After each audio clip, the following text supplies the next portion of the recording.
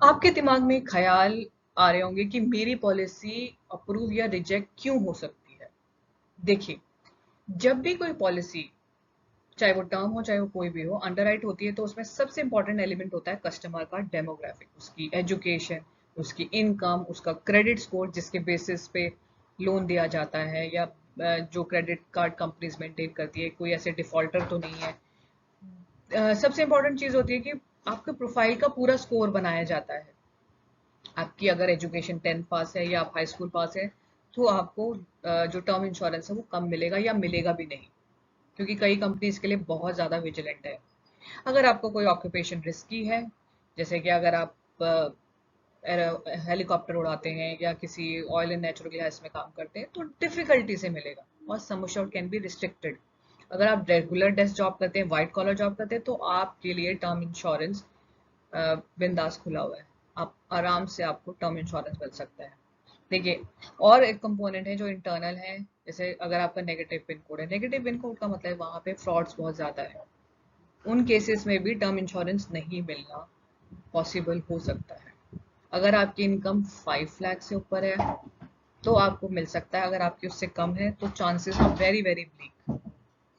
देखिए, दूसरा ये है कि कुछ कंपनीज जैसे एलआईसी और जीवन बीमा जैसी हैं, उनका प्रीमियम हाई होता है वो, लेकिन सम एश्योर्ड को रिस्ट्रिक्ट कर देती है, even though you are undergraduate और हाई स्कूल पास। तो मैं किसी कंपनी को प्रमोट नहीं कर रही, बट मैं आपको सजेस्ट करूँ कि अगर if you really wanted to buy term insurance, और जहां आपको लगता है कि और कंपनीज ने आपको टर्म इंश्योरेंस नहीं दिया है, तो आप इस सरल जीवन बीमा के बारे में भी सोच सकते हैं, सो दैट आपके कुछ ना होने से एटलीस्ट कुछ तो हो आपके पास।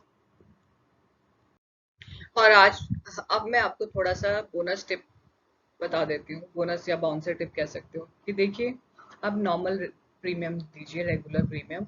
लिमिटेड पे और रिटर्न ऑफ प्रीमियम के पचड़े में बिल्कुल मत पड़ना, क्योंकि ये बहुत ज़्यादा गिमिक है। ये प्रीमियम इनमें बहुत हाई होता है, और मेरे हिसाब से टर्म इंश्योरेंस में इसको जितना सिंपल रखोगे उतना अच्छा रहेगा। और जैसा कि मैंने पहले बताया, आप एक ही चीज में इन्वेस्ट मत कीजिए। अगर आपको कोई बोले कि नहीं आपको टर्म ही लेना चाहिए, मेरे हिसाब से नहीं। Diversify your portfolio, invest in other things like mutual fund, PPF, then आपके कुछ और कंपोनेंट्स, एसआईपीज।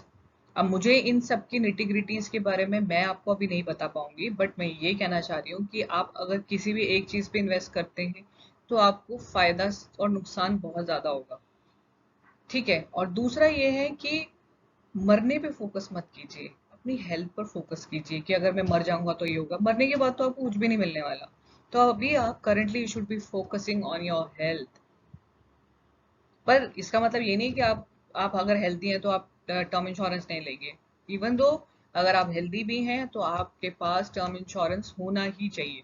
अपनी वेल्थ क्रिएट कीजिए, ताकि आपको आगे हेल्प मिले, आपकी फैमिली को हेल्प मिले।